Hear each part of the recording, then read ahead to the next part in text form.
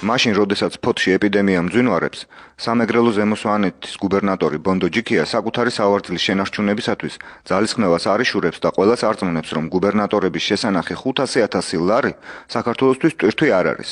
ნანა ხუბუტია გუბერნატორის მისაღებიდან. მოქალაქეთა კავშირი საქართველოში გუბერნატორის ინსტიტუტის გაუქმებას მოითხოვს. რას ფიქრობს პრეზიდენტის რწმუნებული სამეგრელო ზემო სვანეთის რეგიონში ბონდო ჯიქია?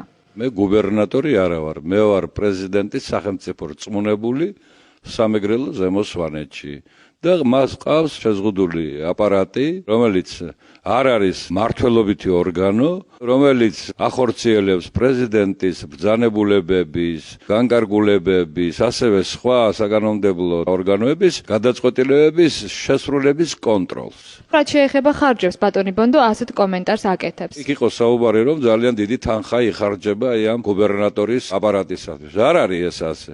ჩვენი რწმუნებულის აპარატის ბიუჯეტი, თუ შეიძლება ასე ითქვას, არის 50,000 ლარი წლიური.